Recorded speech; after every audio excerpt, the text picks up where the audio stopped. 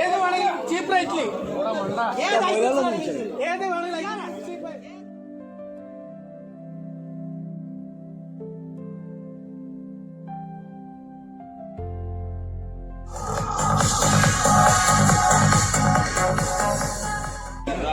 ഇവിടെ പിന്നെ ബോട്ട് മീനുണ്ടാവും, വെള്ളക്കാര മീനുണ്ടാവും, പിന്നെ മറ്റു നാടുകളിൽ നിന്ന് വരുന്ന പല മീനുകളുണ്ടാവും.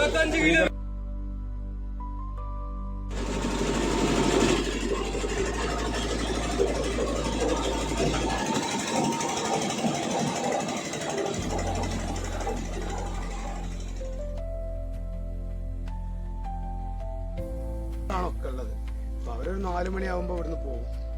പോയി കഴിഞ്ഞിരിക്കുകയാണെങ്കിൽ ഒരു 8 മണി 7 മണിയാകുമ്പോൾ ചെറിയ വെള്ളത്തിൽ മീൻ കിട്ടും. വലിയ ബോട്ട് പോയി കഴിഞ്ഞാൽ ചിലപ്പോൾ ഒരാഴ്ചയൊക്കെ ആവും. ഇതിൻ്റെ സിസ്റ്റത്തിൽ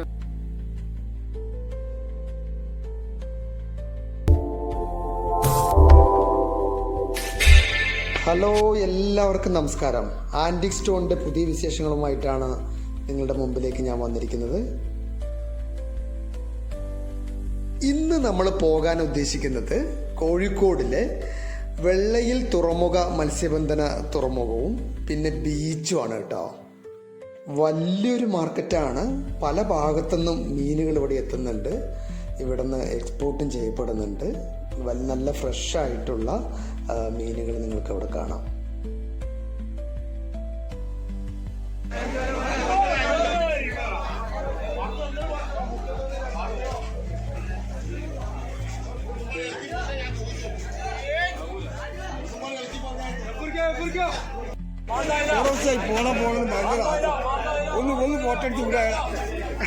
മാർക്കറ്റാണിത്.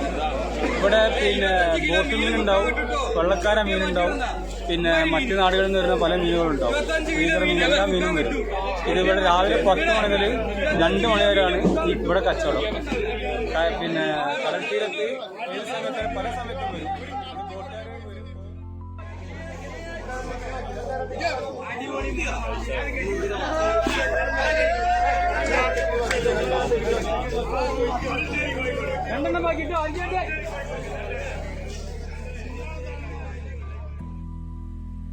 ഞാനൊരല്പം വൈകിപ്പോയി കേട്ടോ. അതുകൊണ്ട് പല മീനുകളും ലോഡ് ചെയ്ത് പോയി. അതിരാവിലെയൊക്കെ വരികയാണെങ്കിൽ ഒരുപാട് മീനുകൾ നിങ്ങൾക്ക് ഇവിടെ നിന്ന് കാണാൻ സാധിക്കും. ഫിഷ് നെറ്റിൻ്റെ വലിയൊരു ഗോഡൗൺ ഇവിടെ ഉണ്ട് കേട്ടോ. മീനുകളെല്ലാം തന്നെ ഐസൊക്കെ ഇട്ടിട്ട് പല സ്ഥലങ്ങളിലേക്ക് അയക്കാൻ റെഡിയായി നിൽക്കുകയാണ്.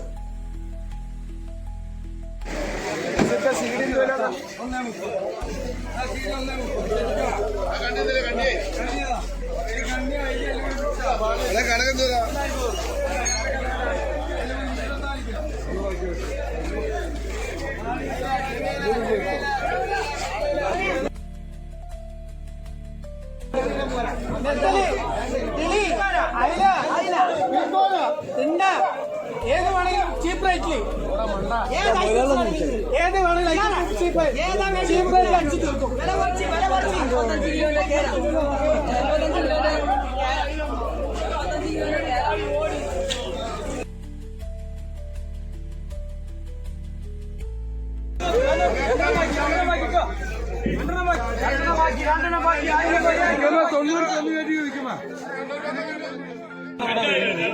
ഇത് ഇവിടെ വെള്ളക്കാരുടെ മീൻ വരുന്നുണ്ട്, ബോട്ടുകാരുടെ മീൻ വരുന്നുണ്ട്, പിന്നെ മംഗലാപുരം, ബോംബെ, ഗുജറാത്ത് എല്ലാ സ്ഥലത്തും മീൻ വരുന്നുണ്ട്. വണ്ടിക്കാർ കൊണ്ടുവരുന്ന മീൻ വിൽക്കുന്നുണ്ട് ഇവിടെ. പിന്നെ ബോട്ടുകാർ കൊണ്ടുവരുന്ന മീനുകൾ, എല്ലാതരം മീനുകളും.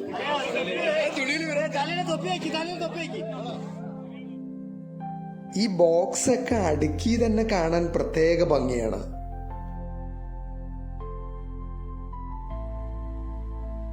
ഇതിൻ്റെ മുൻവശത്തായിട്ട് തന്നെ ഒരു ചേട്ടൻ വലയിട്ട് മീൻ പിടിക്കുന്നത് ഞങ്ങൾ കണ്ടു കേട്ടോ. കുറച്ച് മീനുകൾ കിട്ടിയിട്ടുണ്ട് ആ ഒരു ചേട്ടന്.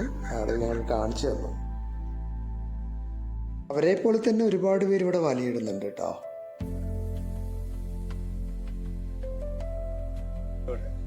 പക്ഷെ അവരെല്ലാവരും ചെറുതോണികളാണ് ഒക്കെ ഉള്ളത്. അപ്പോൾ അവരൊരു 4 മണിയാകുമ്പോൾ ഇവിടുന്ന് പോകും. പോയി കഴിഞ്ഞിരിക്കുകയാണെങ്കിൽ ഒരു 8 മണി 7 മണി ആകുമ്പോൾ ചെറിയ വെള്ളത്തിൽ മീൻ കിട്ടും. വലിയ ബോട്ട് പോയി കഴിഞ്ഞാൽ ചിലപ്പോൾ ഒരാഴ്ചയൊക്കെ ആവും. മീനിൻ്റെ സിസ്റ്റത്തിനനുസരിച്ചിട്ടാണ്. ചേറും കാര്യങ്ങളൊക്കെ ആയതുകൊണ്ട് മീൻ ഇപ്പോൾ വളരെ കുറവാണ്. മൊത്തമായിട്ട് മദ്രാസ് മീനാണ് ഇപ്പോൾ ഇവിടെ കണ്ടെയ്നറിൽ വരുന്നത്. കണ്ടില്ലേ, ഒരുപാടെണ്ണം ഉണ്ട്. ഇതൊക്കെ മത്സ്യബന്ധനത്തിന് വേണ്ടി ഇറക്കുന്ന ബോട്ടുകളാട്ടോ. ഇടയ്ക്കിടയ്ക്ക് വരാറുണ്ട്. പക്ഷെ ഇപ്പോൾ വെള്ളത്തിൻ്റെ ചേറുമാറ്റം കൊണ്ടാണ് മീൻ വളരെ കുറവാണ്. പിന്നെ പായലും പൂപ്പും കയറിയതുകൊണ്ട് വല വീയാനൊക്കെ വളരെ ബുദ്ധിമുട്ടാണ്. കുറഞ്ഞ ഏരിയ ഇപ്പോൾ നന്നാക്കി വെച്ചിരിക്കുന്നു. വെള്ളം കയറുന്ന നേരത്ത് എന്തെങ്കിലും മീൻ വരുന്നതാണ് പ്രതീക്ഷ. ആ ലെവലിലാണ് മീൻപിടുത്തം. അപ്പം ബോട്ടുകാരും കുറവാണ്. ആർക്കും മീൻ വളരെ കുറവാണ്. ഇനി പിടയ്ക്കൊന്നും മീൻ കാട്ടിത്തന്നില്ല എന്ന് പറയരുത് കേട്ടോ. വളരെ ക്ഷമയും അധ്വാനവും ഉള്ളൊരു വർക്കാണ് കേട്ടോ മീൻ പിടിക്കുന്നത്. എമ്മാതിരി ചൂടാണ് അറിയോ ഇവിടെ. പൊതുവെ ബീച്ച് കാണാൻ വരുന്നവരൊന്നും ഈ ഒരു ഏരിയയിലേക്ക് വരാറില്ല കേട്ടോ. ഞാനും ചെറുതായിട്ടൊന്ന് പേടിച്ചിട്ടാണ് പോയത്. അപ്പോൾ ഒരു വലിയൊരു സഹകരണം ഉണ്ടായിരുന്നു കേട്ടോ അവരുടെ ഭാഗത്തുനിന്ന്. ഞാൻ ഉദ്ദേശിച്ച പോലെയൊന്നും അല്ല. വീഡിയോ എടുക്കുകയാണെന്ന് എൻ്റെ അടുത്ത് ചോദിച്ചു. അപ്പോൾ പ്രയാസമൊന്നുമില്ല എന്നുകൊണ്ട് എനിക്ക് കുറച്ച് പ്ലോട്ടുകളൊക്കെ സ്പോട്ടൊക്കെ കാണിച്ചു തന്നു അവർ തന്നെ.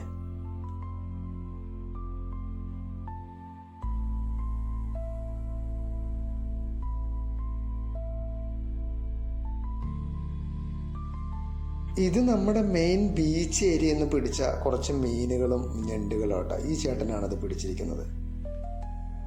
ഒരു പാർക്ക് ഏരിയയും ബീച്ചിന് മുമ്പിലായിട്ടുണ്ട്. അതൊക്കെ പലതും നശിച്ചതായിട്ട് കണ്ടു. ഈ തിരമാലകൾ വരുമ്പോഴേ ചെറിയ ചെറിയ മീനുകളും ഞണ്ടുകളൊക്കെ കരയ്ക്ക് അടിയുന്നുണ്ട്. അത് തിന്നാനാണ് കേട്ടോ ഈ കുറ്റികൾ ഇവിടെ നിൽക്കുന്നത്. ഒരുപാട് ഷൂട്ടുകളൊക്കെ സിനിമകളിലൊക്കെ കാണുന്ന കോഴിക്കോട് ബീച്ച് ഇതാണ് കേട്ടോ. ഓക്കെ, ഈ ഒരു സ്പോട്ട് ഒരുപാട് സിനിമകളിൽ നമുക്ക് കാണാൻ സാധിക്കും. പ്രത്യേകിച്ച് ഉസ്താദ് ഹോട്ടൽ, ദുൽഖർ സൽമാൻ്റെ ഉസ്താദ് ഹോട്ടലിലൊക്കെ ഒരുപാട് ഇവിടെ വെച്ച് ഷൂട്ട് ചെയ്തിട്ടുണ്ട് കേട്ടോ ആ ഒരു സിനിമ. ഈ കേടുവന്ന് കിടക്കുന്ന പില്ലറാട്ടോ സത്യം പറഞ്ഞ ഈ ബീച്ചിൻ്റെ ഭംഗി. ഒരു ക്ലാസിക് ആൻറ്റിക് ലുക്ക് തരുന്നുണ്ട്. കോഴിക്കോട് ടൗണിലേക്ക് വരികയാണെങ്കിൽ തീർച്ചയായിട്ടും ബീച്ച് ഏരിയയിലേക്ക് വരണം കേട്ടോ. ഫുഡ് കൊണ്ടും അതേപോലെ സമയം പോകുന്നത് നമ്മൾ അറിയില്ല. അത്രയും ഭംഗിയുള്ള സ്ഥലം കേട്ടോ കോഴിക്കോട് ബീച്ച്. നിങ്ങൾ വന്ന ഒരിക്കലും മടുപ്പുണ്ടാക്കുന്ന ഒരു സ്ഥലമല്ല ഈ പറയുന്ന കോഴിക്കോട് ബീച്ച്. അപ്പോൾ തീർച്ചയായിട്ടും നിങ്ങൾ ഈ ഭാഗത്തേക്ക് വരികയാണെങ്കിൽ കോഴിക്കോട് ബീച്ച് വിസിറ്റ് ചെയ്യാതെ പോകരുത് കേട്ടോ. ബീച്ചിൽ എപ്പോഴും പ്രോഗ്രാമാണ്. ഇന്നും ഒരു പ്രോഗ്രാം നടക്കുന്നുണ്ട് കേട്ടോ.